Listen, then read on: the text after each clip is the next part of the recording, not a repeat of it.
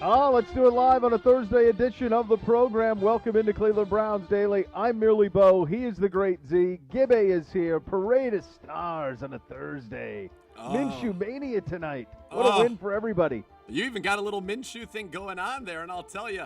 You saw those people at home, they couldn't see it. I did a little dancing on the stream, but Gibbe was dancing, and I'll tell you what, I would have to say Gibbe's a Raising Cane's fueled dancing machine right now. Yeah. Well, big win out of you guys. This is a benefit. Now, I benefited last week with the Canes drop. You guys benefit tremendously today by the Canes drop. I see your appetites have been quenched there, and a big thank you to our great friends at Raising Cane's. Regional Marketing Advisor at Raising Cane's, of course, Michelle Bellinger, dropping off the free food for you guys in Berea. And just a reminder to stop by any Northeast Ohio Raising Cane's locations today after 4. Help support high school football. 50% of Raising Cane's net profits from all Northeast Ohio locations are going to go towards Browns high school football initiatives, including the Browns High School Game of the Week and the African American Football Coaches Association. That's today after 4 to close any Northeast Ohio Raising Cane's location. Raising Cane's certainly is one love, and we are feeling that love today. You guys are. I felt it last week. Oh, I am feeling it, and let me just say this. First of all, I'm sad that I missed Michelle. I got a chance to meet her at the game. She was there Thursday night, one of the 6,000 faithful cheering on the Browns as they beat the Bengals, so I'm sad. Michelle, sorry I missed you, but I'm glad I got to meet you, and I'll say this. From this day forth, after tasting these Raising Cane's fingers, I will never ever eat another chicken finger if I have any say over it. It will be Raising Cane's or it'll be no finger. Or none. Or none. Or none. Raising Cane's or nothing. Yeah, absolutely. And the bread, the best. that bread, that's right. sinful.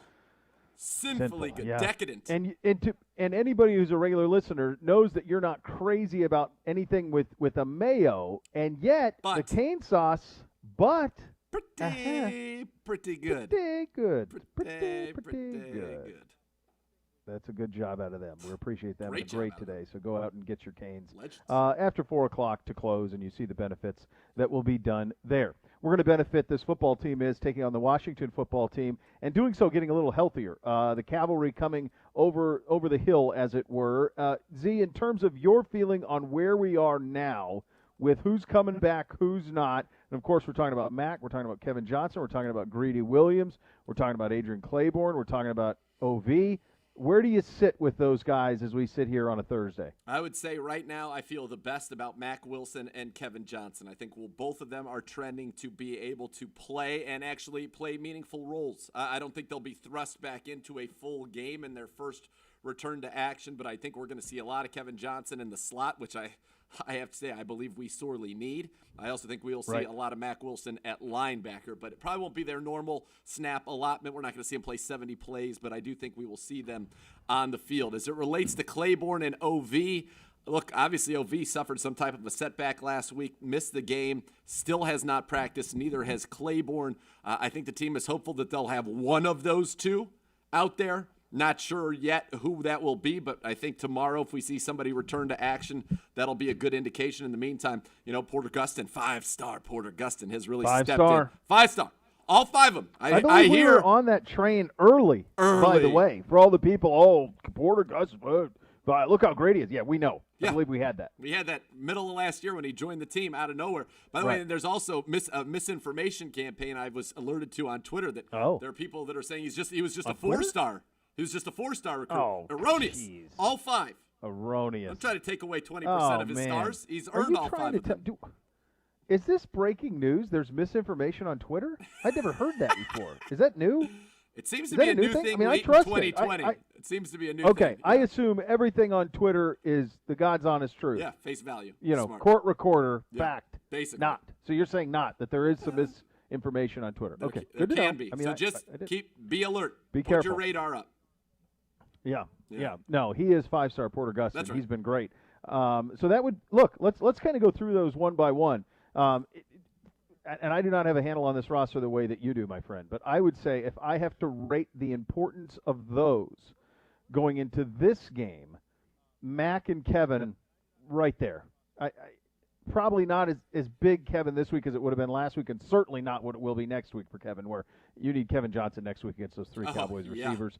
in a big way. More if like for example, if this were Dallas week, I would go Kevin 1, Mac 2. I might go slightly Mac over Kevin this week, but they're both there, and then I can go down from there. But getting those two guys back would be key. Yeah, because Terry McLaurin, as we mentioned, he's the one-man wrecking crew in their pass game. He's going to play on the outside. I mean, he's only had, I think he's been in the slot 17 snaps and he's been out wide 109 snaps. So that's not going to be as big of a factor. But at the same time, you don't want to turn somebody who has not been productive into a productive player. And as we talked about the strategies of, if he's on Denzel's side, perhaps you let Denzel handle him. If he's on Money Mitch's side, maybe you give a double over there, and that means you need to play a little bit. I think you can play more man this week, and you can handle, Kevin Johnson is important in that respect. I think Mac, critically important to our linebackers. Look, the slot corner, the linebackers, the safeties, they've been having a rough go in the pass game. So anytime you can get reinforcements there, it is key. I'd like to have Adrian Claiborne. 2 games, really a game and a half, not even 2 sacks already. And Dwayne Haskins, when he is under pressure, do you know what his completion percentage is? I know it's low. You mentioned it yesterday. I want to say in the 30s. 23.5% when under duress, lowest in the National Football League. So you do want to get that pressure onto him. So I wouldn't mind seeing Claiborne. But I think Kevin Johnson, in the big grand scheme of things, Kevin and Mac are they're very important to what we do as a defense. And critically, I would say critically so, especially as you pointed out so astutely in a huge B fashion. Next week. That's right. Next week, you've got Cooper, Gallup, and you're going to have CeeDee Lamb running around. You need to be prepared to stop the pass. Oh, and they also have Zeke. But that's next week. Right. But that's for Mac. Mac can deal with it. That's for Mac. Mac, you deal with that. Yeah. Right. Your hands will be full there. The man who will be calling that defense will be Joe Woods. He's at the podium now. Let's have a listen. Been a little guys are both down. Looking out there and seeing some of your guys come back. So how's that been going for you this week? And do you feel like you might have some reinforcements for the game? Definitely. It's good to see those guys back out there. It really just shows you how committed they are, to the team. But to see Mac back out there, Kevin, Greedy, we're taking it day by day, but we're working our way back to getting those guys on the field. Thank you. Next one will go to George Thomas. Hey, Coach, I was just wondering, this Washington defensive line, do you see any similarities to the D-line that was at San Francisco last year?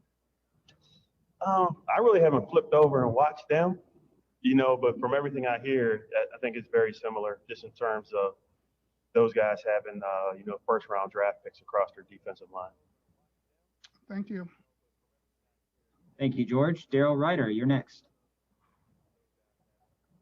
Hey, Coach, just to kind of follow up on Mary Kay's question, getting Greedy and KJ back in that secondary, what type of a boost can that give you on the back end of your defense? Definitely a big boost. Both of those guys, they're young guys, but guys that have been starters in the league and proven that they can play at a high level. Kevin having the ability to play multiple positions. We just have to be smart moving forward with those guys, not trying to put everything on them, from the beginning and just kind of ease them back into it. Thanks, Daryl. Nate Orr, you're up. Hey, Coach, what do you think Mac Wilson can give you guys that, maybe have been missing a little bit or lacking a little bit?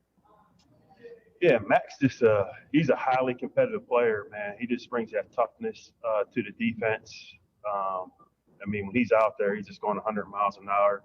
And I think guys feed off that energy. So, getting him back in the fold will be critical for us defensively, just because of what he brings to the entire team, not only the defense. Is there any relief that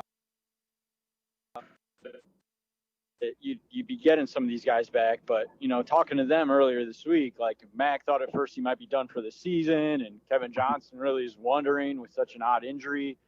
Is there a sense of relief that, hey, there is help on the way from these guys who you guys are really relying on to be big-time contributors? Yeah, I don't feel like it's a sense of relief. I just feel like you're getting back to where you have more bullets. You know what I mean? There's just more things we can do. We can be more versatile, create some different packages that we want to create.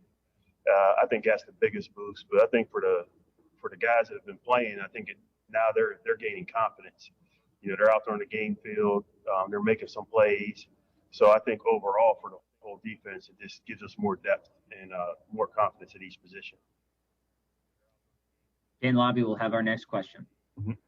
Hey, Coach, we saw Porter Gustin kind of rise up the ranks during camp, and then he got an opportunity to get out there the other night. What have you kind of learned from him since you've taken this job and gotten to know him a little bit? Well, the first thing is I always see him out there in pre-practice doing these leg stretches on the sled. So I know he prepares. But you love a guy like that because he gives you everything he has on every play. And he's a guy that, when you watch him, guys see him. And I think he pushes other guys to play at the same level that he plays at. So it's good to have him out there and see him have some success. I wanted to ask you about Adrian Claiborne, too, because I know he worked a little bit with Porter after practices and things like that. I saw him. Yeah. To have a guy like that, not just what he can do on the field, but to have a veteran like that in that room, how much does that help? It really helps a lot. I think the more veteran guys that are proven in this league helps the younger guys in terms of the development and in terms of preparing themselves. I was out on the field the other day, and they were just going through some games, some stunts in the defensive line. But he had some little coaching points. But it's stuff that he's learned through being out there, being in the fire. So I think having him as a veteran presence has really helped us. Tom Withers, you're up. Thanks, Rob. Hey, Coach, what's been the biggest problem for you guys on third downs, not being able to get off the field? Just that, not being able to get off the field. I tell you, and I know we were 0 for on fourth down. And you look at it two ways. Like, you're happy. Like, man, we held them on 5 third downs. But on the fourth downs, we didn't. And, it was a mix of different things I was trying to do with man, single high man, two high man, mixing in some zones. But for us, it's really, or I should say for me, it's a filling out process because you're really trying to evaluate what your players are capable of doing. You want to put them in a good position, not give them too much. So you sit back and like, we can do this, we can add this, we can do this, but you're like, they can't handle it right now. So I think we slowly have to add things as we continue to gain experience, on defense, but at the same time, don't give them so much that they can't execute. Gotcha. So more of a byproduct of just not knowing your guys yet, not having those preseason reps, all those kinds of things, early season problems. Yeah, and I don't want to make excuses for our failures.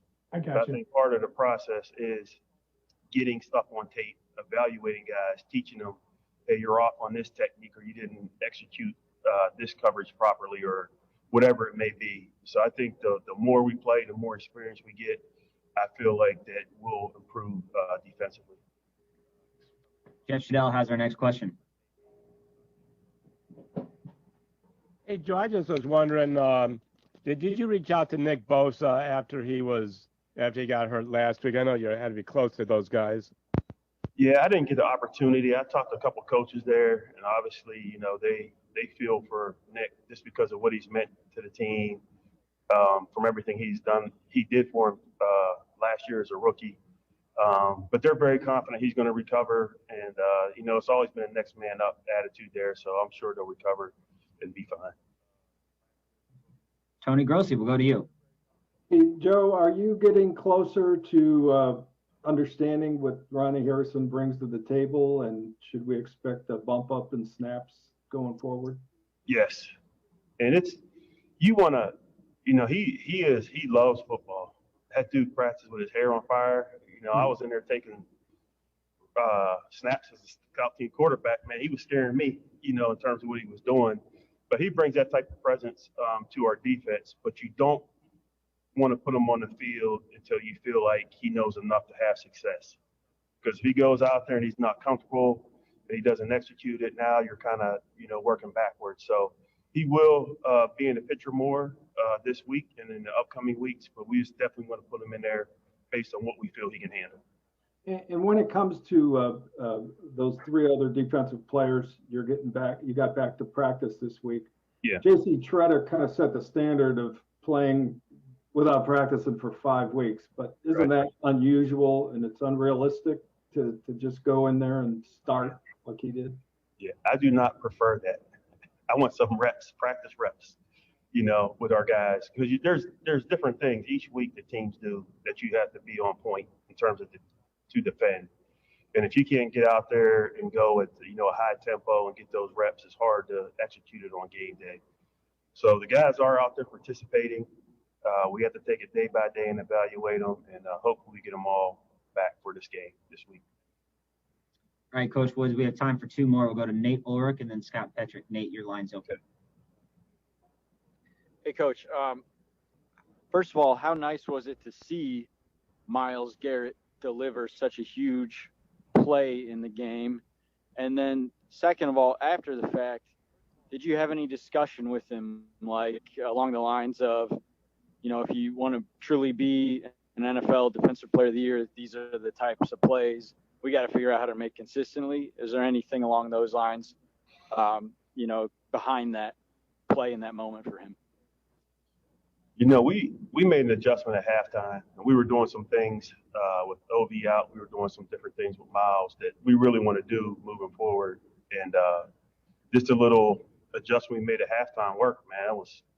It was great to see it work. But we definitely want to see Myles do more of that. But I really don't talk to him about Defensive Player of the Year, all that type of stuff. I just want him to be the best defensive player for us. We know he's capable of wrecking a game, when he's playing at his best. So I think that's what he's focused on, and hopefully that shows up this week. Stand by. Last question. And our last one to Scott Petrick. Hey, Joe, how good has Larry been through these first two games, and kind of what does he mean to that line and that defense? He means a lot. He's kind of like behind closed doors, like maybe the soul of the defensive line. Just when you hear him talk, he's always talking about something meaningful. And I think when you watch him work, you see him do things in practice, because I always try to pull out like positive practice plays and areas that we need to improve. But when you show him do something in practice, and then you can back it up by him doing it in the game, I think it shows other players, man, hey, if we practice like we're going to play on Sunday, man, we're going to make plays. And I think he's brought that aspect to the defense. Thank you so much. All right, thank you very much for the time. You're up. Have a great practice. All right, good stuff from Coach there. Did you hear anything about McLaurin and the amount of passes thrown his way and how he planned to deal with that, or how he'd done it historically? I know we'd broken that down on the program, but I would have been. I did not hear that. No.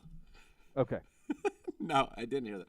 I did hear a few. I'm curious. I guess. I am curious as well. I think I would have liked to hop in on the Zoom and say, this guy's getting 46% of their passes. What do you do when you have somebody? Have you ever seen anything like that? And historically, when you do, how do you handle it? Right. Well, fortunately, they've already listened to Cleveland Browns Daily and gotten in the mind, but I'd actually rather hear it directly from Mr. Woods himself. But from him, it does look like his left cornerback plays left cornerback in his system 99% of the time. So the thought that he would be following is probably not going to happen. But yeah, I would have loved to have heard, are you going to maybe double him when he's not and have Denzel with the number 2, do some Belichick and stuff like that? But no, we found out he has not contacted Nick Bosa, unfortunately. Didn't get a chance to do that. But Joe Woods is locked in and focused on what this team is going to do. I thought the thing that stood out to me the most, called Larry Ogunjobi the soul of that defensive line. And Ogunjobi, we love Larry, final year of his rookie deal, and he's a guy, the way that he is playing and knowing the way Andrew Berry operates, that it would not surprise me to see the Browns try to reach some type of an extension with him while this season is ongoing, to keep him here as a member of this organization for a long, long time.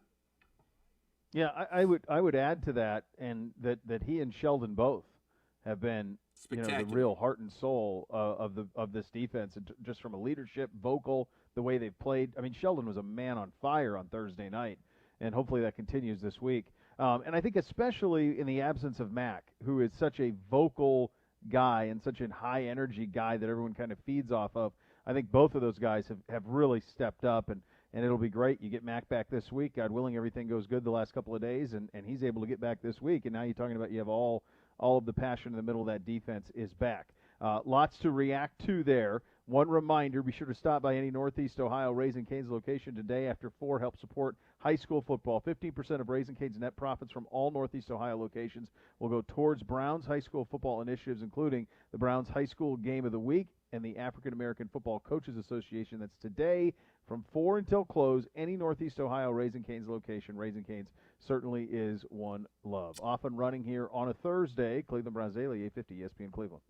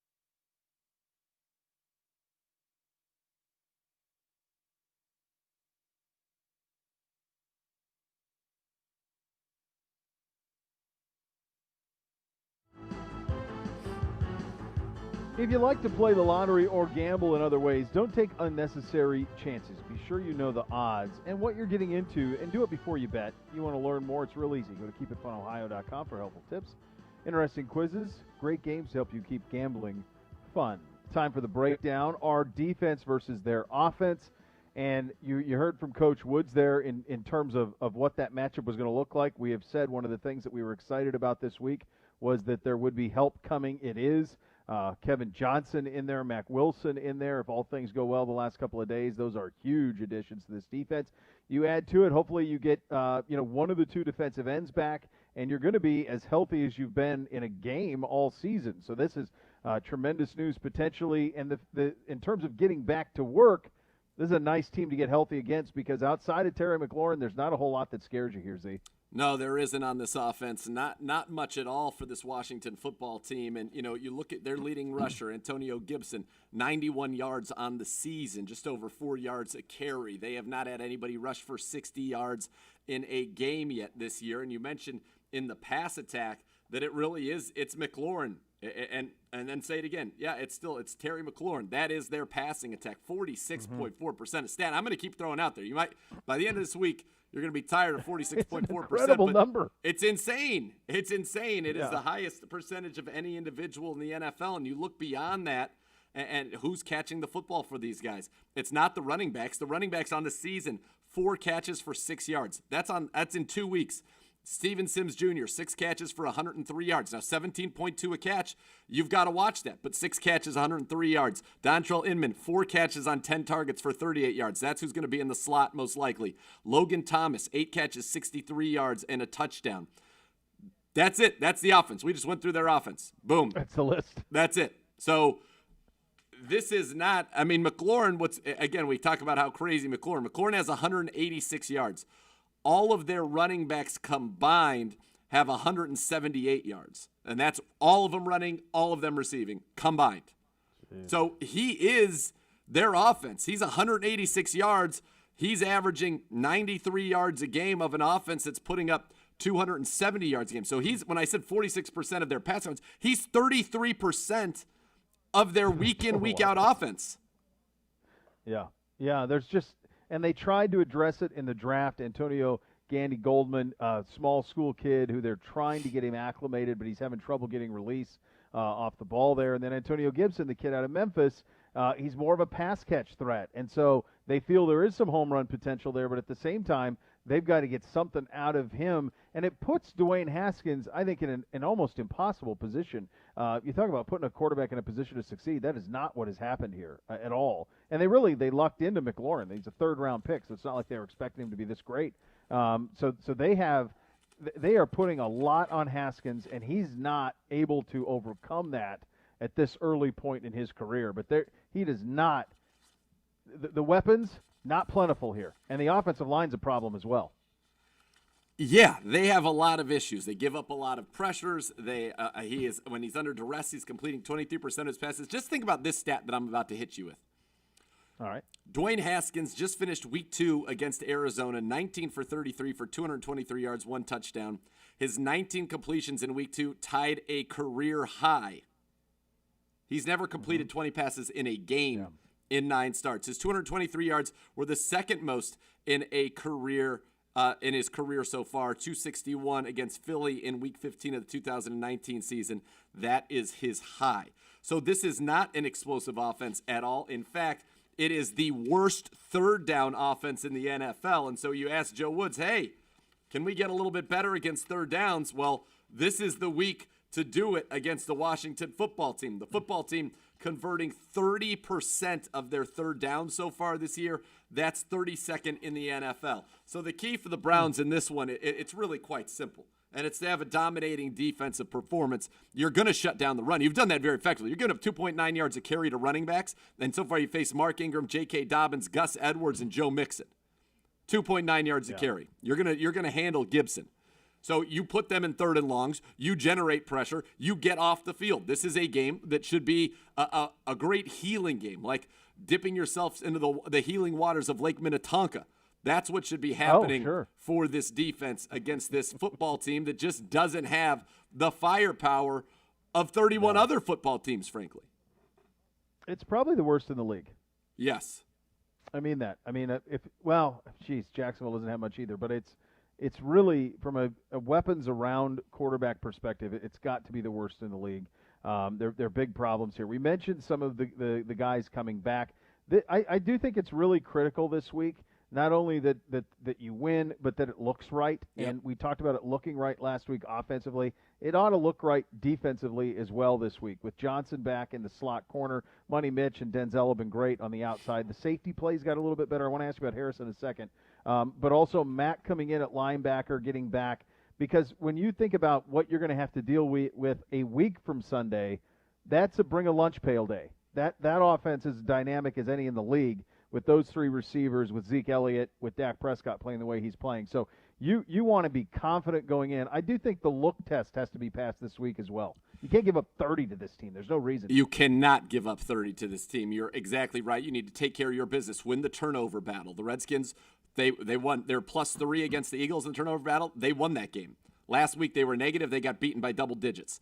This is a game, and I'll be the first to tell you, the Cleveland Browns are not good enough to have quote-unquote tune-up games, but that's what this needs to be. We need to become good enough to have quote-unquote tune-up games, because for this defense in particular, this is a tune-up game. Ease new pieces in, get them where you need to be, because next week you've got to be great defensively. Now, you can't overlook the Washington football team. You do that, you're going to end up losing. We're not good enough to do that. But we need to be good enough for this to truly be a tune-up, get well, build confidence game. We need to lock them down defensively, and I don't see any reason why we should not be able to do that. No, you're right. When you say we're not good enough for it to be a tune-up game, if you are what you aspire to be, it ought to be. Correct. Because if you're trying to be a playoff team, then this should be a tune-up game. They simply do not have the horses to compete. It's not close. This should not. I think the scores people have it at 7. That should be an easy take care of business. Is what that should be based on this team. And this team's going to play hard. They play hard. They showed a lot of guts week 1 against Philly, coming back and fighting. They did that because they had a ton of sacks. They wreaked havoc on Carson Wentz. We have a much better offensive line. We have much better weaponry than Carson Wentz has. There's no reason for that to happen in the game for us on Sunday, and we'll get to that when we get into the offense preview. I want to ask you about Ronnie Harrison. So this is a guy that upon acquisition, you said, boy, here's a guy, and everybody I talked to in Jacksonville, you're going to love him, great player. We're 2 weeks in. He came in. He was here basically 10 days before he'd played 2 games. So it was a really quick transition for him. Was beat on the one play. Was it a touchdown? Yes, it was a touchdown to C.J. Uzomah. Yeah. So he was beat on that. But in terms of what can we expect of Harrison and what you've seen early, where are you with that? So far, Harrison has played for the Browns a grand total of 8 snaps. And that's all he's been on the field. I expect to see much more of that going forward. And I don't think they're going to force him into the lineup, but when he began his career with the Jacksonville Jaguars, he began his career as what I would call as a dime backer or as a big nickel third safety. And I think where we are going to see him, we have been too vulnerable in the middle of the field. Our pass coverage from the slot and from our linebackers has not been good enough early in the season. I think we're going to see Ronnie Harrison be a guy who's going to come in passing situations and play as that second linebacker, that dime linebacker, and have responsibilities for tight ends over the middle of the field, and just add somebody who is much more comfortable in coverage to our repertoire close to the line of scrimmage, because he plays physically. You heard Joe Woods talk about him and the physical style that he plays with. You need that. So he can still help you if they try to pull out some draws. And by the way, you want to run a draw 3rd and 8? Fine. Maybe you'll get it once, but odds are in our favor. Beat us that way. Go ahead. You're not going to beat us that way. But we need to be able to stop people over the middle of the field in chain-moving situations. And I think Harrison's going to play a lot more as that dime backer this week and give that kind of more strength to our pass defense that has needed it outside of, the guys on the outside, Money Mitch and Denzel, who have been great. So that's the Grant Delpit role that we thought Delpit would play this year, is that. And I think, obviously, Nathan and I were huge fans of Grant in the draft. We were huge fans of Grant and what we saw early on in camp. Breaks your heart when you see what happens to him. But I think it's important, folks, to understand that's the role he was going to play. That's an enormous role.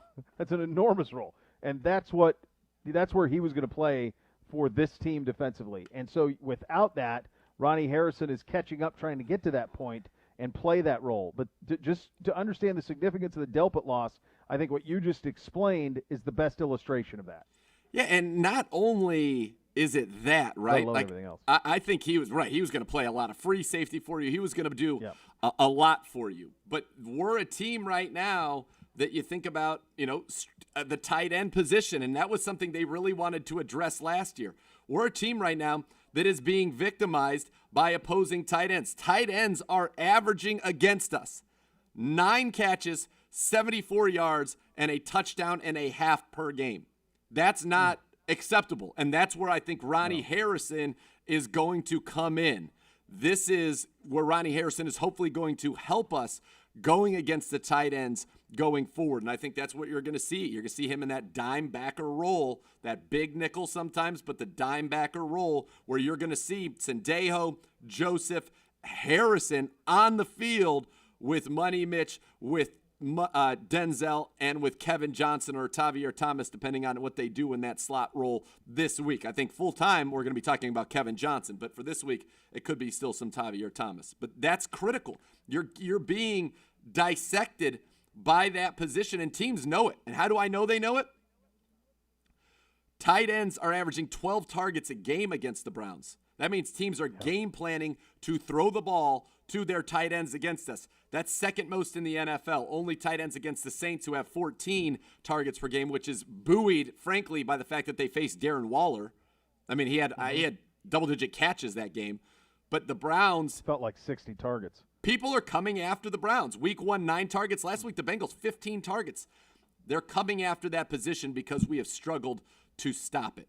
And for the Browns, that's going to be important. That's where Ronnie Harrison fits in.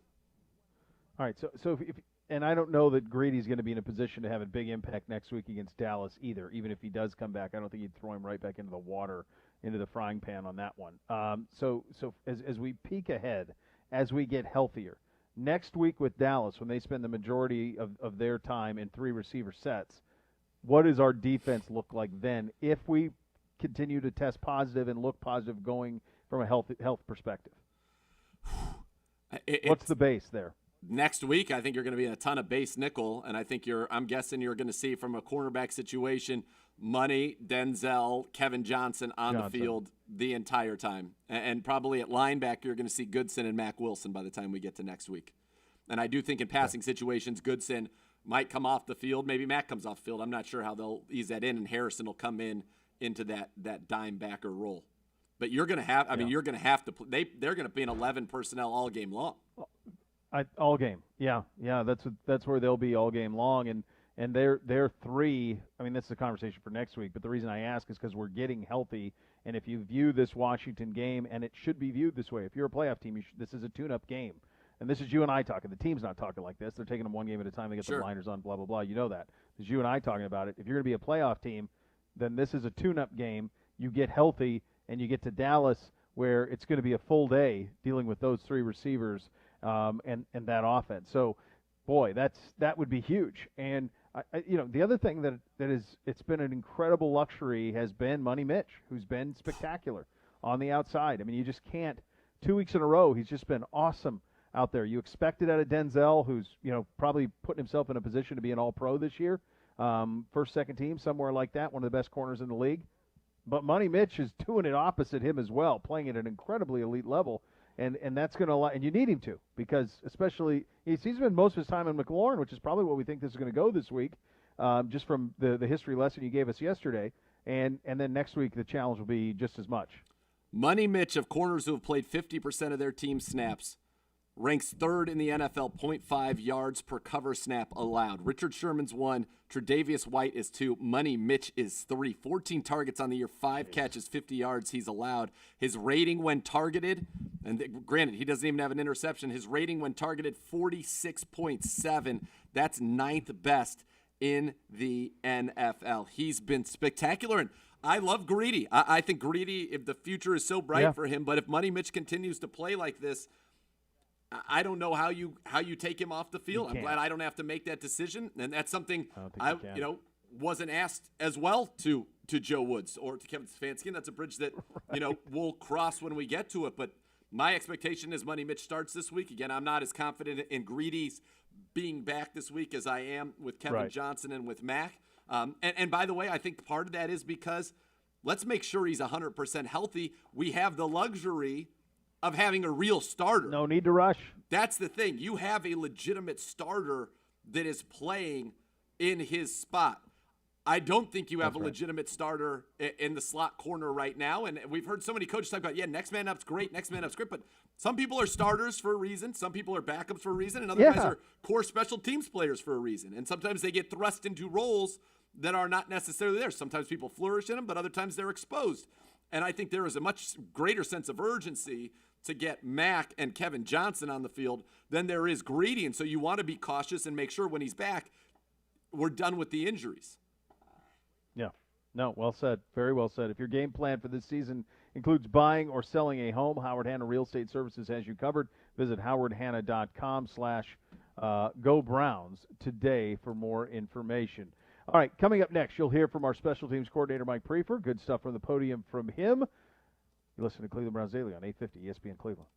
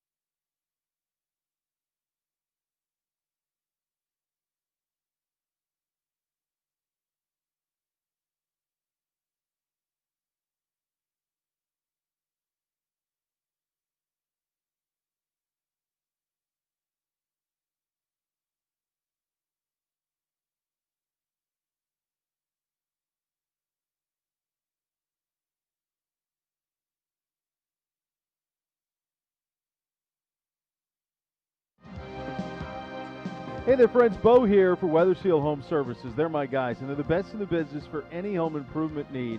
Right now, just $1 down plus low monthly payments. You get a new roof plus free gutters.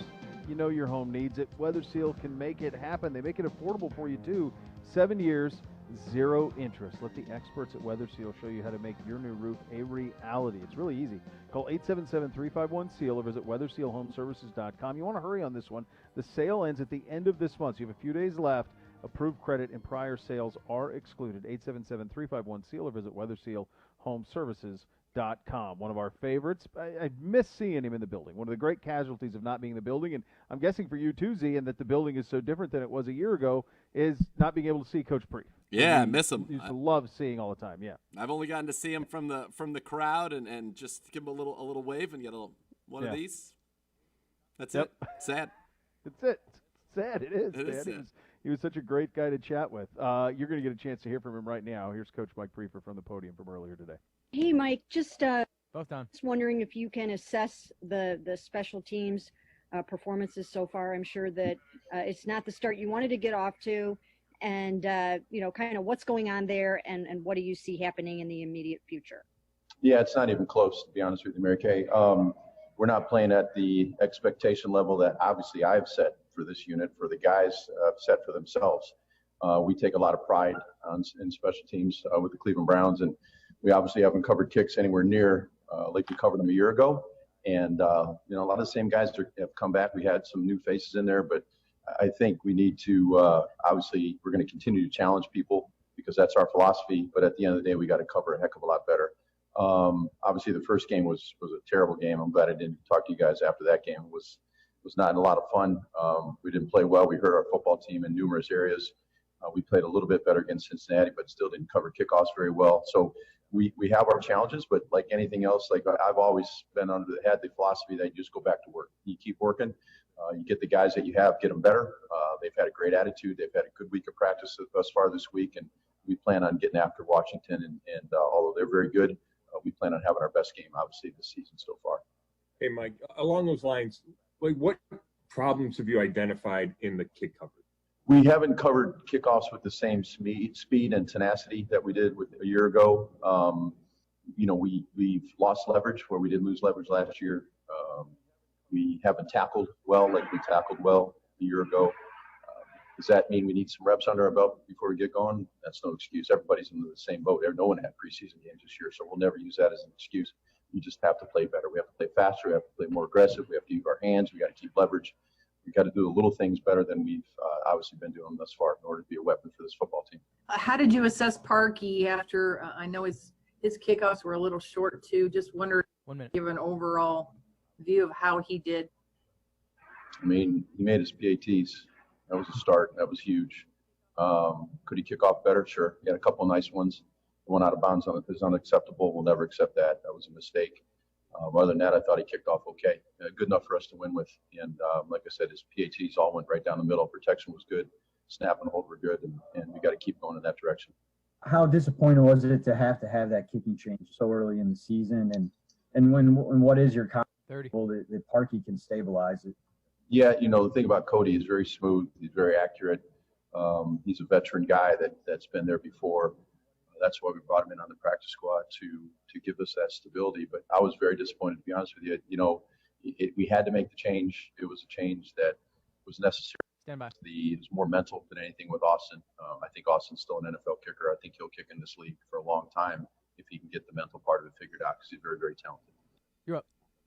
Yeah, I mean, we saw that. I mean, I think when you miss PATs like that, like Austin did, and we're not here to bury him, but I mean, that's mental. That's not skill set.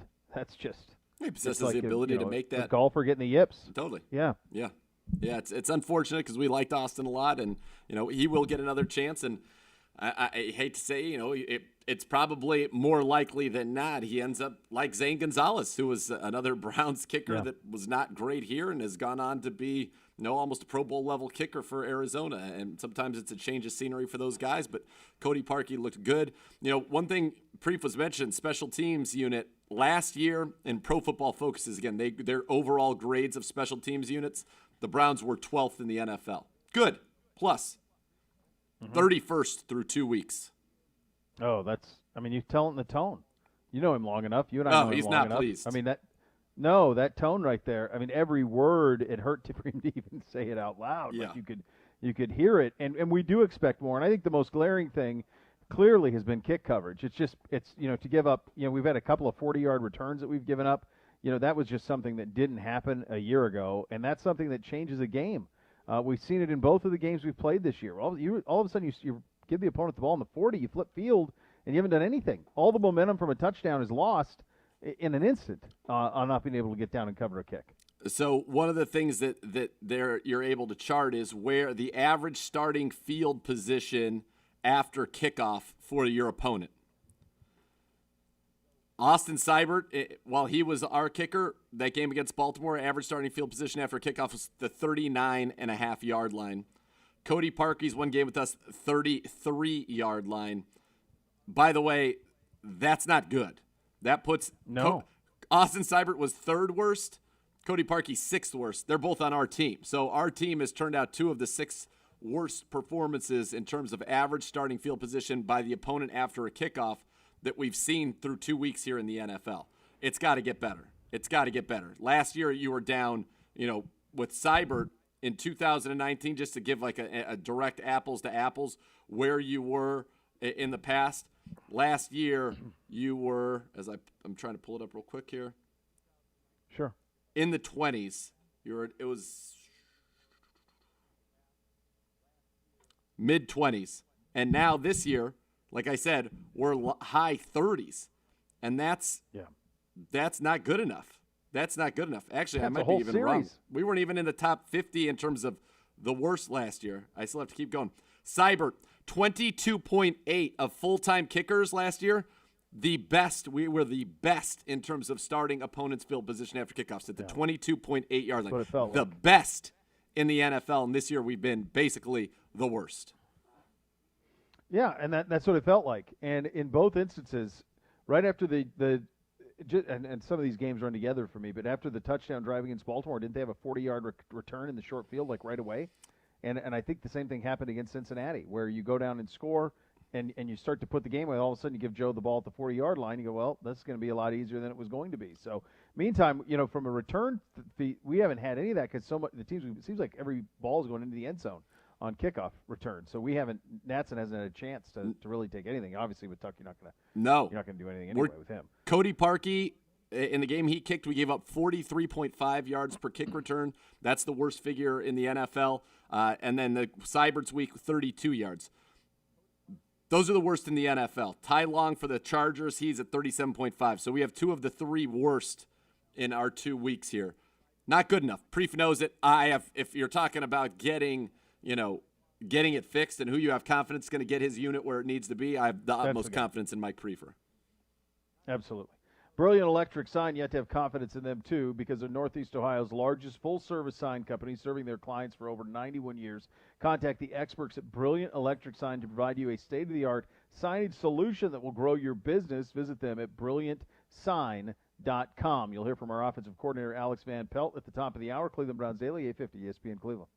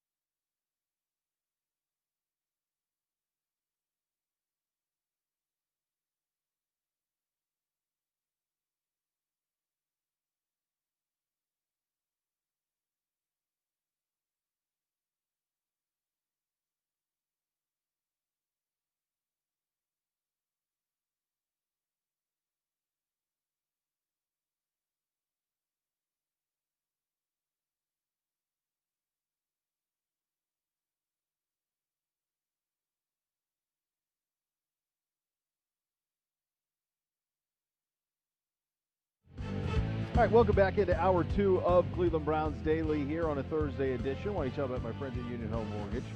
Their loan offers go to overtime to deliver a world-class mortgage experience. They're going to make you a raving fan. Find home financing options you need with the customer service that you want. It's easy to do. Visit unionhomemortgage.com. Get a mortgage you'll rave about. Union Home Mortgage, promises kept. Union Home Mortgage, NMLS 2229, is an equal housing lender. Our offensive coordinator, Alex Van Pelt, was at the podium earlier today. Let's have a listen to that. Those rollouts with Bake were really successful last week, and he's been so good at throwing on the run his entire career. As a quarterback, can you just talk about what a skill that is and how tough that is to do, to be able to square your shoulders and really pump it downfield like he does? Yeah, that's definitely a strength of his game, is the ability to throw outside the pocket on the run, and that's one of the things that we kind of identified coming in last year and watching the tape of the previous 2 years as a strong point in his game. So just trying to find ways to get him, allowing him to be able to do things that he does really well, and that's one of them. He did a great job the other day. And obviously you guys are going up against a pretty formidable front this week in Washington. What are those challenges like, Alex, where you want to consider maybe rolling out at times, but you got two pretty strong ends there, and how delicate is that balance of trying to figure out what's going to work best in and out of the pocket for Baker? Yeah, that definitely. That front is very stout, very talented group, obviously, and they play the wide 9 techniques, the wide ends, so it'll be tough to get outside of the pocket. But that's okay. Those types of situations help a ton in the run game when they're that wide and they're playing for keepers. That opens up a lot of things with the run. So however they decide to play, obviously we'll be able to adjust and adapt as the game moves. Hey, Alex, how much fun was it to be in the film room and watch that final drive, the 6-play, 75-yarder? You just, basically ran it right down the Bengals' throat for a touchdown. That was a lot of fun, obviously. You get in those situations in the 4-minute offense and you're able to go down and punch it in late in the game like that when you have a lead. That's what it's all about. And it really hats off to that blocking unit up front, and that includes the wide receivers, the tight ends. Our fullbacks got involved. Coach Callahan put together a hell of a run plan for us last week, and to be able to do that to close the game out, or at least put yourself in position, to be up at the end of the game. That's contribute to those men up front and the runners as well. Was that the formula the other night against Cincinnati, and maybe something you guys are hoping to really set up for this season, just keying off those two guys to really set things up for Baker and the passing game? I think that's something we do well. We came in the training camp saying we wanted to establish the wide zone and the run game, and to be able to do that, and then everything really opens up off of that. So yes, I think that's kind of what we expect it to look like, and having that offensive line play as well as they did up front, and then having 2 special guys in the backfield that can break it, explosive gains from anywhere on the field. That's awesome for an offense to have that ability. Hey, Coach, it looks like Thursday night you guys kind of incorporated a lot more motion in the offense pre-snap. I know that kind of helps the quarterback see some things, but what else are you trying to accomplish when your game plan kind of calls for that much motion? Yeah, that's getting into little game plan specifics. Let you guys figure that one out down the road. But the more that you can change the looks and do the things that you're accustomed to doing, that's good for the offense. Hey, Coach, we were just talking to Odell, and he was saying how he's grown up and he's become accepting of, okay, if we're going to have to run the ball, we're going to run the ball a bunch. What have your conversations been with him about that? About, hey, you might not get a ton of targets this game. You might get, fewer depending on the game plan. It's a team game, and that's one thing that Coach from day one. It's a team, and we're going to win as a team. I know Coach O'Shea preaches that in the wide receiver room. It starts first with the team, and whatever's best for the team is what we're going to do. And I think he understands that. Whenever you have the ability to run the ball as effectively as we did on Thursday night, he may not get as many opportunities, but there's going to be games now when things aren't going quite that way, and we're going to have to lean on him to catch the ball and run routes and get open. So it's finding that fine balance, of what you're doing and how the defenders defend you. Last week we felt we could run the ball well, and we did. It's really about not targets, but efficiency of those targets. He was targeted not as many times as in Baltimore, but he was much more successful and efficient on those targets. I think he knows that. On those 2 deep routes, the one he caught the touchdown and the one he got held on, just how was he able to get so open? I mean, can you talk a little bit about him as a route runner? Yes, the touchdown catch was an extremely disciplined route. He did exactly what he was asked to do. He was at the right depth. It was a play that we had set up a little bit earlier in the game. We ran a route off of the same type of action, and we came back to it later in the game. He made it look exactly the same. So his precision in the route running was excellent. As Chubb and Hunt, if they continue to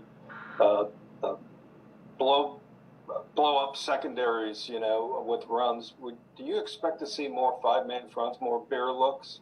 And how do you counteract that? Yeah, no, I think you'll definitely see some heavier boxes. As we start running the ball well, it seems you're going to have to put an extra defender down there, and then that's the give and takes. And now all of a sudden you're outside, you're one-on-one, you're not doubling people with the high safeties over the top, and it opens up the pass game for you. So it's a fine balance of having runs that you can still run versus a loaded box, which we will definitely have, or deciding to take advantage of the matchups outside, which we will have as well. And Alex, since Stefanski has talked about the collaborative effort in putting the game plan together, I just assume you contribute a lot to the final script of the opening plays that you guys want to hit. How does that conference work between the coaches? Is that Friday night or Saturday or what? It's just the work of the week, really. You kind of see what looks really good in practice, what you've executed well in practice. It comes to the mindset of how do you want to play the game, how do you want to start the game. Is there anything that you guys want to set up for later in the game off of those first calls early in the game? Coach Kevin does the majority of that, but it's a collaborative effort throughout the week of what's looked good. And, we feel like these are a set of great plays that we feel really good about. Those will generally be the openers. I know you talked about Baker and the rollouts earlier, but what's your overview of his second game, and what are you telling him he needs to do to take the next step that you guys want him to take? It's just consistency and stacking successes, really. The first week we got dug ourselves into a little hole there, and we couldn't make our way out of it. But this week we were exactly where we wanted to be. I thought he was extremely focused and locked in during the week. He had a great understanding of the plan, and we challenged him to find completions all over the field. We actually put some numbers on him, and he hit those numbers. So just continuing to have that laser focus, understanding of the plan, understanding that the defense dictates where the ball goes often, and it's just the decision making that the quarterback has is going to make him successful.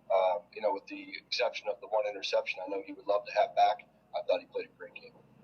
For all he did well, how much emphasis is there on, ending this interception streak? Oh yeah, it's huge. We never want to throw interceptions ever.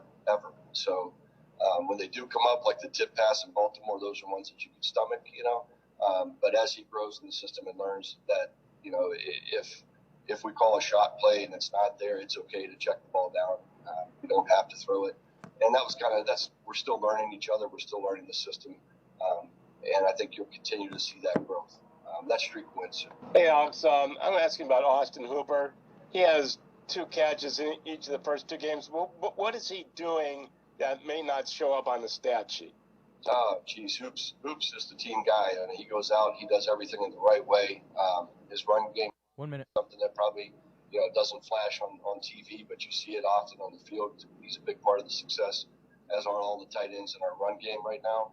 That he's doing extremely well. He has a great understanding of route combinations and schemes, and it's not just about him. He knows how to get other people open as well.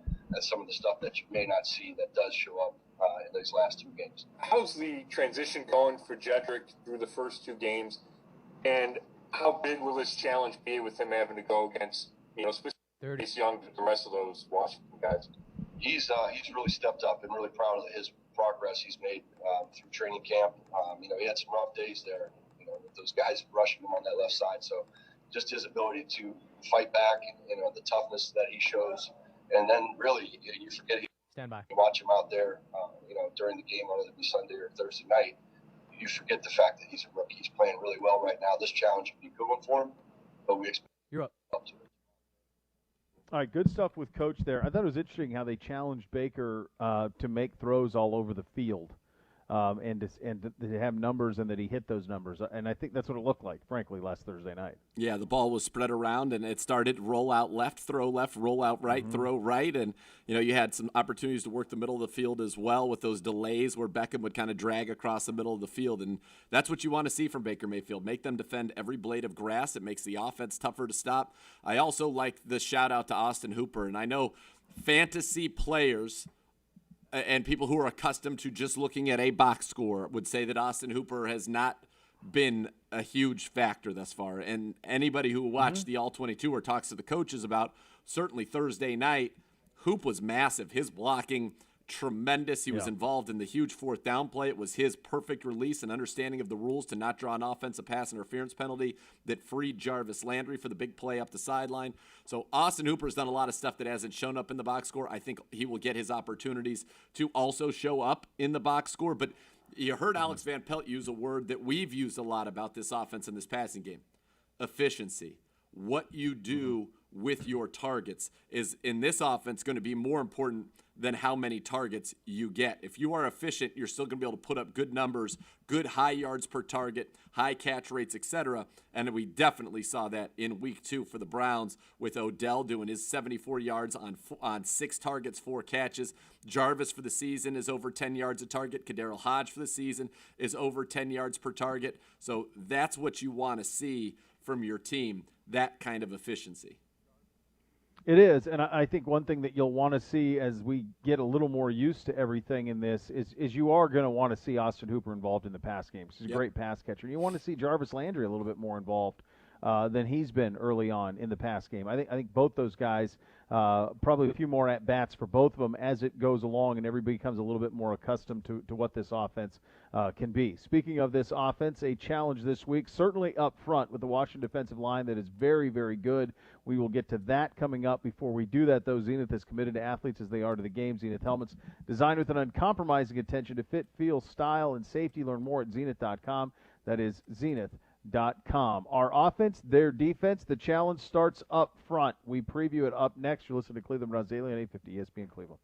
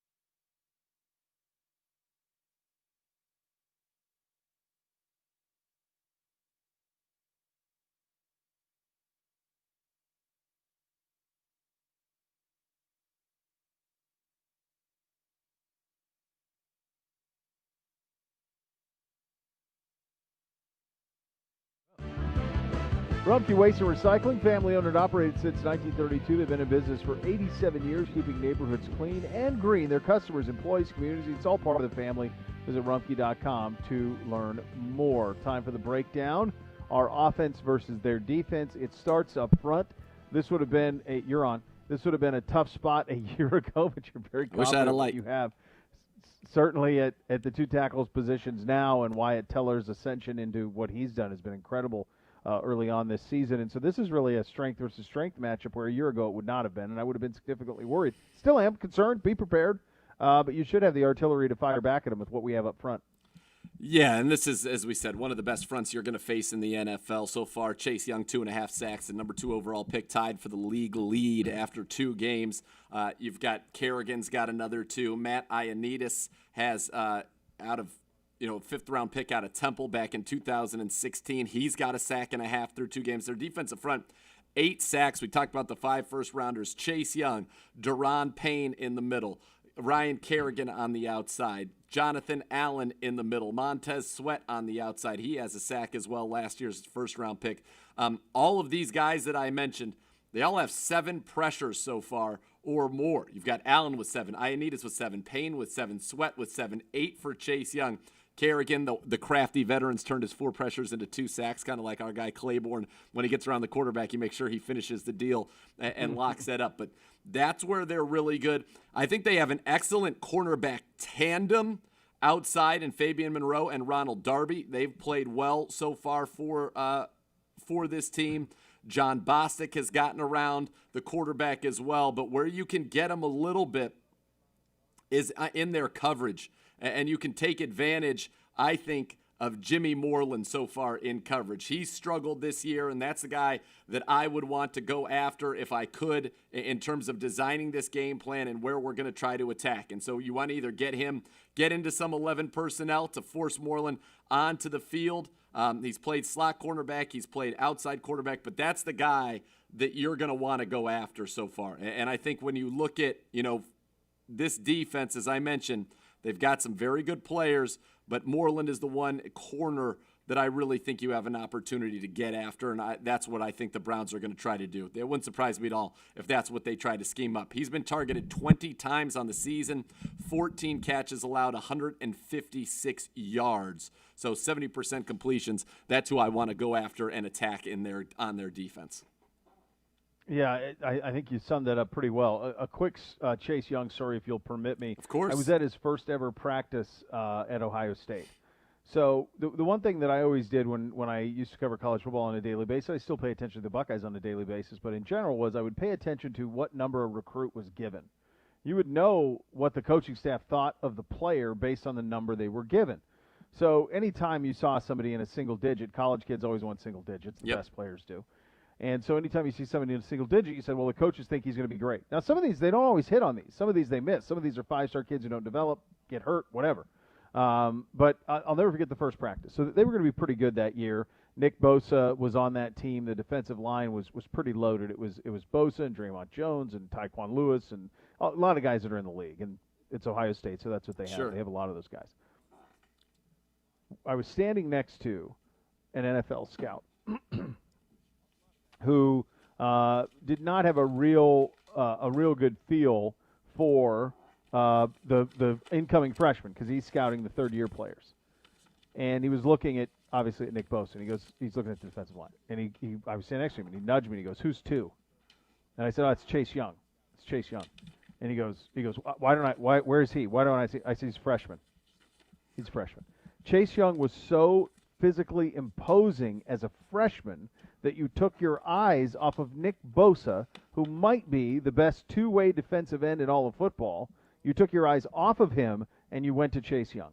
That's who that dude was. Wow. And when they gave him number 2, you knew it, because you don't see defensive ends get number 2 very, very often. But they did with him, and he's been spectacular. He's spectacular at Ohio State, and he's been spectacular early on in his career here. And as you said, it's part of their incredible investment. And I think you could almost argue, like they're in a position with, it kind of reminds me a little bit, although they've done a better job at it, and I understand the reasoning for it better. It reminds me a little bit of when the Lions just kept drafting receivers in the early 2000s. Remember, like they did 3 years in a row. It was Roy Williams and Charles Rogers. They finally hit on Megatron. And I feel like that's kind of what the Redskins or the Washington football team did here with Chase, where it was like he was so good, just like Megatron, he was so good you couldn't pass, even though they had other needs. They really have other needs. But he was generational, so you had to take it.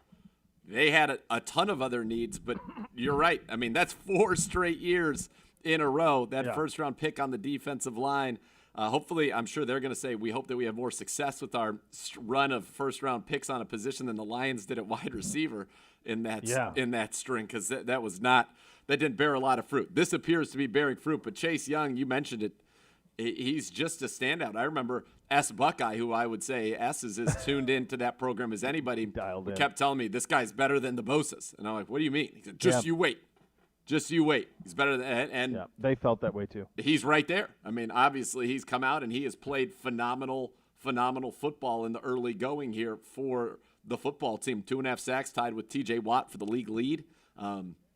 This is going to be fun, though. This is a battle that if you were in the same division, you'd say, oh, boy, you're going to gear up Wills and Young for the next decade. Yep. You're not going to see it that often. You're going to see it once every 4 years.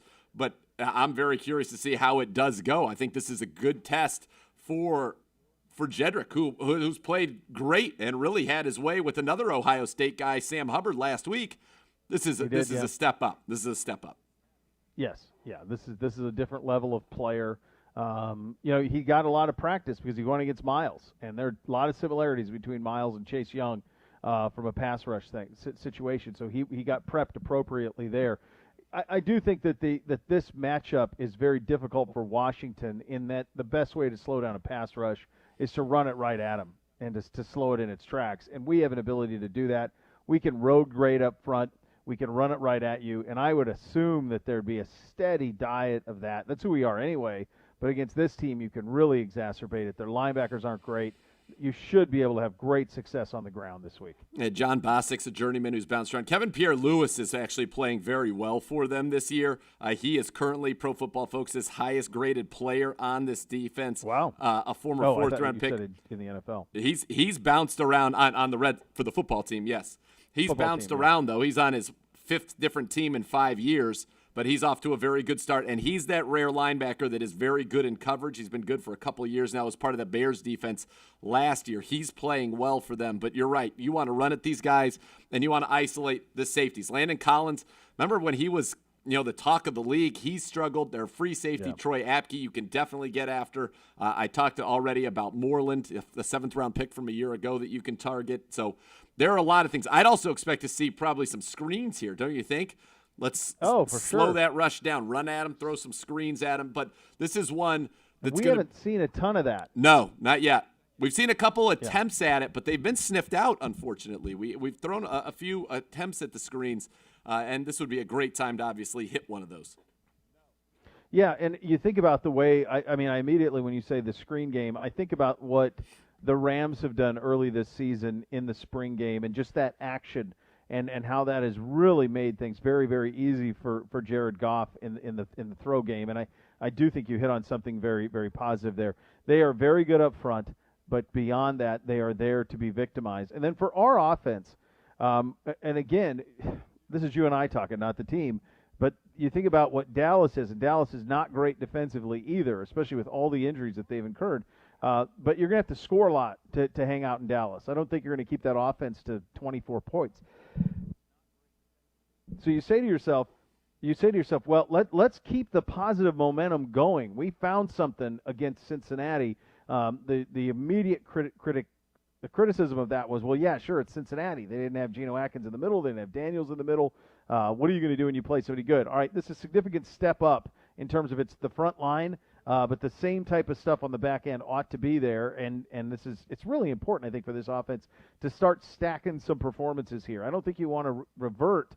This one, it's just as important to me, almost as important that you get the win, that it looks right again, that we get another game where it looks right, so you have some momentum. You don't want to spend a whole week going into Dallas talking about how we got to get the offense on track. I mean, that's the last thing anybody wants. No, this is a very good defense. I think for our defense, this is a game where you need to dominate and show what you're capable of up front. They're ravaged on their line. The lack of weapons we've documented very well at this point. Offensively, this is a good test. And if you can maintain that good blocking, that good ground game, the good play action game against this defensive front, you feel good that you can do it against anybody in the league.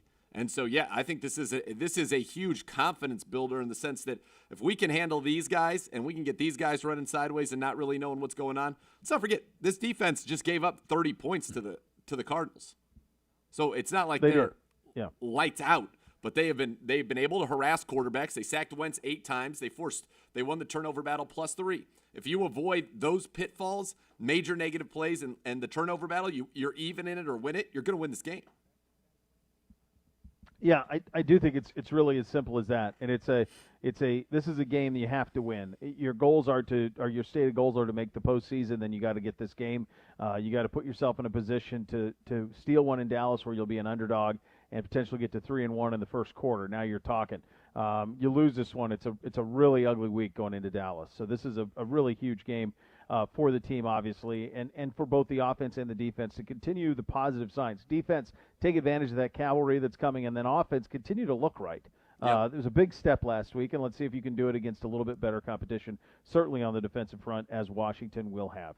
If you are a sports fan looking for a part-time weekend job, I've got just the information for you. Get into the action at First Energy Stadium, home of the Browns. Wes is now hiring for part-time event staff and security. Apply online at weshiring.com. That is WESS hiring.com. Gibby, I stream on the phone. The Zoom. I could probably just talk to you and tell you that John Keim is next. That's right. Hop on in. Be a huge P. Take the microphone. The people want your voice. Grab the Forget mic. that I have that ability these days, because for 5 months, hop on, brother. You don't have to have that ability. No, just talk to us, Gibby. I'm zooming. Just talk. You're sitting right there with the mic. Climax, play the effect. I mean, you can do it. You can just talk. It's fantastic. Oh, this is great. Keim's next. I love John Keim. Keim He's got the very out of best. availability. He's like, I got time for you. I said, fantastic. Perfect. He will join us coming up next behind enemy lines. Cleveland Browns Daily, 850 ESPN Cleveland. Both down.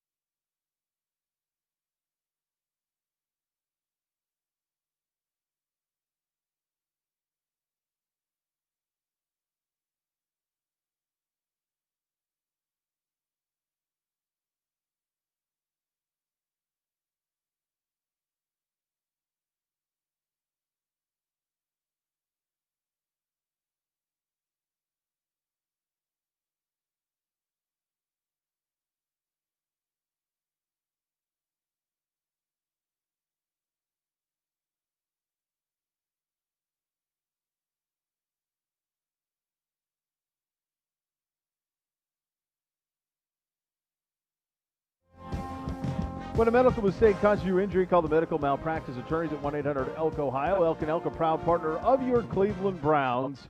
And with that, we go behind enemy lines on the fifth third money line. Our great friend John Keim joining us, ESPN NFL Nation Washington reporter. And, of course, his podcast, The John Keim Report. Get it wherever you get your podcast. John, thanks so much for taking the time. Let's dive right in on this matchup. And the first thing that jumps out to us is the strength versus strength now. And that wouldn't have been the case a year ago. But that defensive line that Washington will bring to the table, led by Chase Young, the number 2 pick in the draft, against a Browns offensive line that frankly has been one of the league and one of the better units in all of the NFL. Yes, and that's Washington's line is definitely the strength of their team, and it's why there's a level of hope that they can build a really good defense here. Whether or not that happens this year, it should happen. It has to happen in the future because the talent base is there, especially up front. It's not just Chase Young. He's one of 5 players up front who was a first-round pick, and they have Montez Sweat at the other end, Ryan Kerrigan off the bench, Jonathan Allen, Deron Payne in the middle. So they have a lot of talent. The one thing that's been a little bit bumpy maybe is they're transitioning from a 34 base to a 43 base. And the reason why there's been some transition for the guys inside, like Allen and Payne, because they're used to playing a lot of lateral movement, 2-gap stuff, and now they're being asked to just get upfield 1-gap. So that they're kind of caught in that transition, but they've done pretty well so far. And Chase Young is as advertised. I think people who from there would have watched him in college, and he's doing what you would expect here. So, and not just against the pass, but against the run. So that's a very good group. And I'll be really curious to see how they defend, not just getting after Baker Mayfield, but Nick Chubb and Kareem Hunt. That is definitely the matchup to watch. John, before we get into the offense of this football team, can you just update us on the injuries? We know Brandon Scherf won't be playing. I saw Morgan Moses didn't practice, and even a backup tackle didn't practice. Where's this offensive line at from a health standpoint? Yeah, Sheriff's a big loss. They're going to start Wes Schweitzer, who has experience, but he's not Brandon Sheriff. And it's not like Sheriff was playing perfect, but he's a very good guard. Morgan Moses knowing him, I would think he'll play because his history has been that he's played through a lot of things over the last few years. So, but I don't know that for sure. But if they don't have him, there's some problems because they'd have to go with a guy named Cornelius Lucas, who did not look very good in camp. And they already have some youth issues on the other side with Jaron Christian and Wes Martin, guys that Bill Callahan knows very well since he coached them last year. They're a work in progress. So it would be a big blow if they lose Moses as well as obviously Sheriff. So it's not an ideal situation right now for that group. Yeah, and so far this year, Myles Garrett's been rushing against the opposing right tackle a lot more than the left tackle. So Moses, or if you mentioned Cornelius Lucas, that will be a pivotal matchup, I would imagine, for keeping Haskins clean, because the difference between Dwayne Haskins in a clean pocket and Dwayne Haskins under pressure has been pretty stark this year, hasn't it? Well, it has, but the NFL quarterbacks play from messy pockets. You have to be able to produce from a messy pocket because it's not like at Ohio State where you're going to get a really good pocket most of the time. And so he's got, he has to learn how to play from a messier pocket. And some of that it's funny because it's more like you have to play fast but calm down a little bit. And I think one of the things he's had an issue with is progressing too fast with his eyes, not matching it with his feet, and leading to off-target throws. So that's been a big thing for this coaching staff to get him to improve upon. And it's, again, work in progress. And he's only had 9 starts. So he does need more help from that line. And I think, again, I say that you have to learn how to play from a messy pocket, but you don't want it messy after 1.5 seconds either, as Browns fans know from having watched that group the previous few years. So it certainly it hasn't helped his development at all. But in some ways, he's going to learn how to play. If there's some ways you can spin it to his positive that maybe he can learn how to play from a messier pocket a little bit sooner than maybe he would have liked. He's our great friend John Keim, ESPN NFL Nation Washington reporter. He's calling in on the Fifth Third Money Line. You check out his podcast, the John Keim Report, wherever you get your podcasts. You know, the organization hasn't done a lot for Haskins either from the standpoint of helping him out. They did address it in the draft, but those players don't appear to be ready, and the reason we can say that is because 46% of the passes are going to Terry McLaurin. He's accounting for something like 30% of the total offense, which is a staggering number for the second-year player out of Ohio State. Is that has to be part of it too, and that if for Haskins and his development, it's almost hard to hold this year against him. Well, he's got to do things to help himself too. I don't want to give quarterbacks all the excuse. You know, there are still things that he can do better, and the mechanics have to be better. I don't care if you have George Kittle out there running a tight end. If your mechanics are off and it's an inaccurate throw, whether it's to Logan Thomas or George Kittle. So there are things he can do to help himself. But yes, they know that they need to surround him with more talent. So you have to, I think, when you're judging his season, you have to judge it.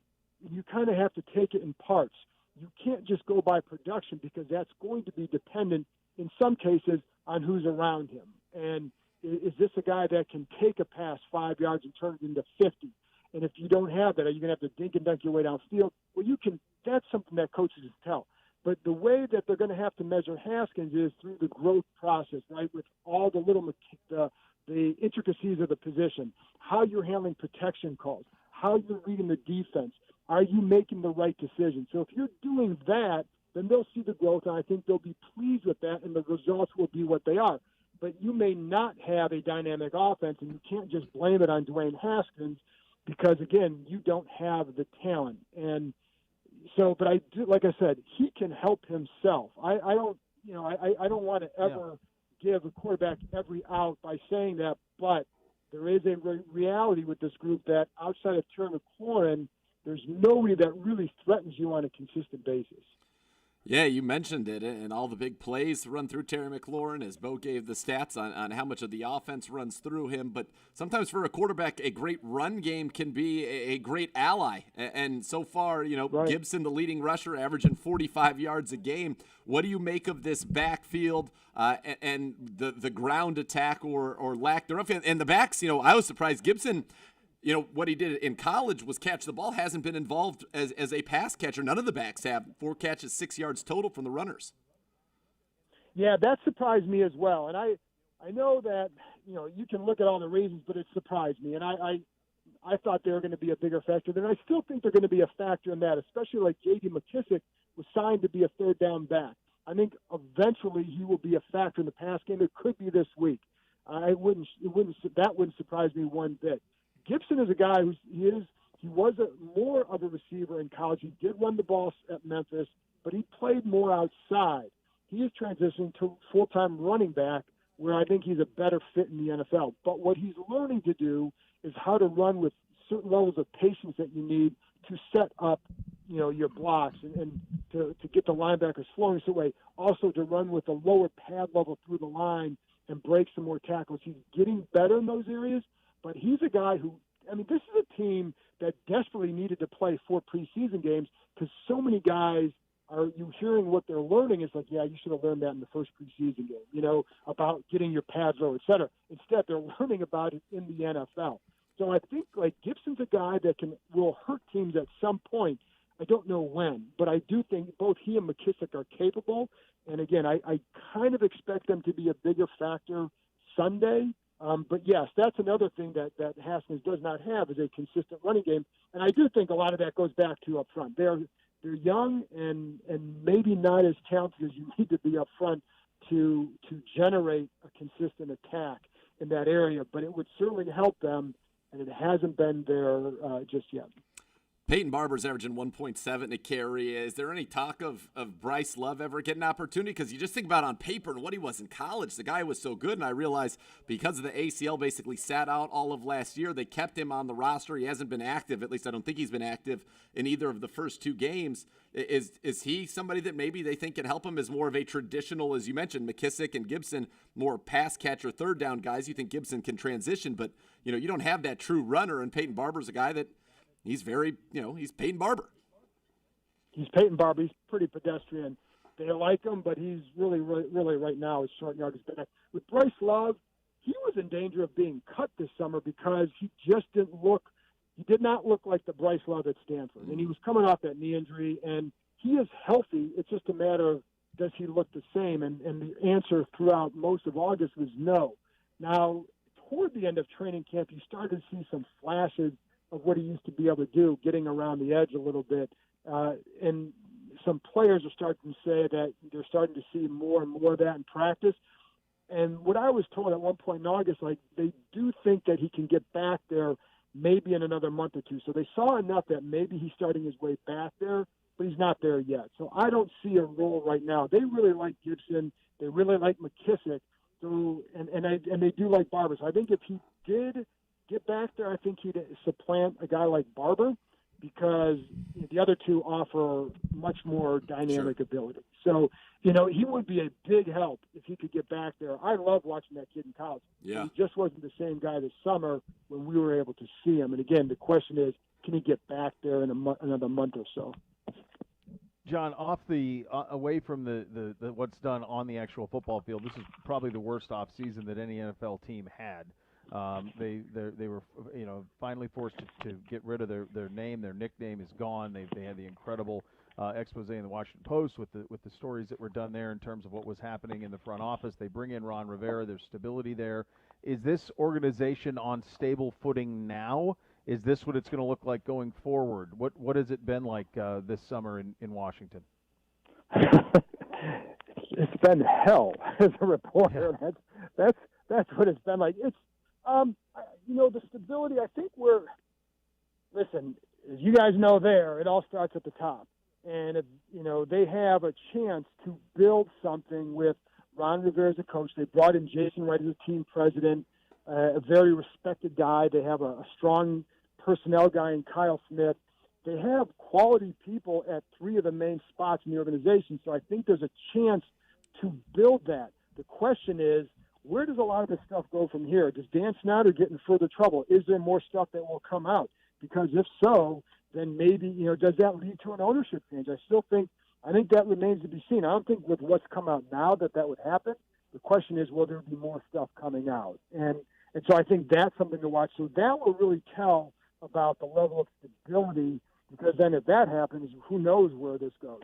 But right now they have a good setup if he lets them do their job.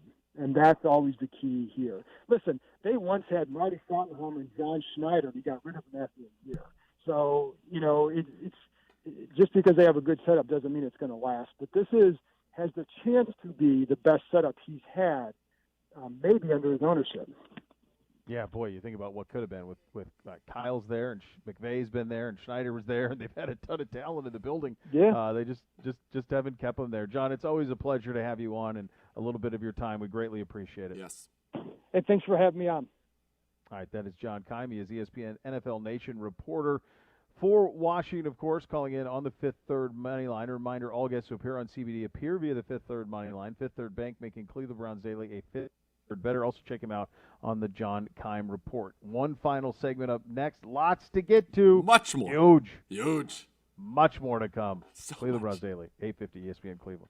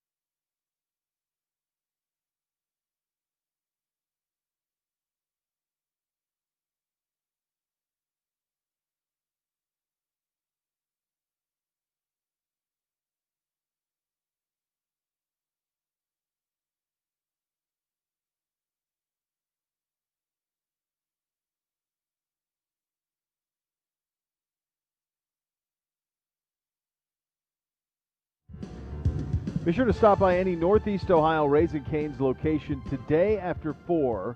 Help support high school football. 50% of Raising Cane's net profits from all Northeast Ohio locations will go towards Browns high school football initiatives, including the Browns High School Game of the Week and the African American Football Coaches Association. That's today from 4 until close at any Northeast Ohio Raising Cane's location. Raising Cane's certainly is one love. We've got to do some scores. One score, anyway. Just a mini score for you. Yes. It's just a singular Miami score.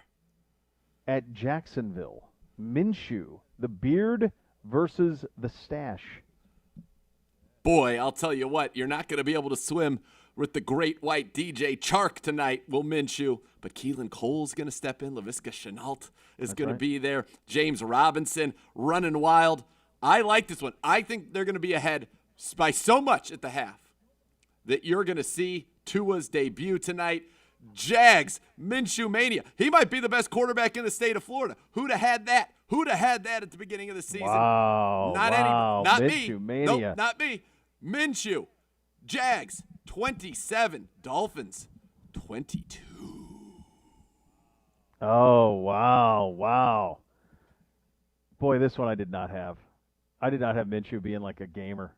I didn't think he had the talent to make some of the things. I thought it was the perfect tank. You're right. They're getting their second win. They're going to take care of business tonight. Minshew and the mustache defeats the beard, and they handle their business. 19-2. 19-2. Can I get a 19-2. A Gesicki touchdown though? Can you allow that? Can you make it 19-7? No, you can have 117 yards, no Fine. touchdowns. Done. From Sold. Mike Gesicki. You get that. That's what you're going to get out of Mike Gesicki. And I will tonight. like it. Yeah, it's interesting how Jacksonville's played really, really well early on. So it's been fun to watch them play. A reminder, Browns fans, tonight at 7 is the Kevin Stefanski Show presented by Howard Hein on the University Hospitals Cleveland Browns Radio Network. Coach and five-star Porter Gustin. All 5 of them. How about that?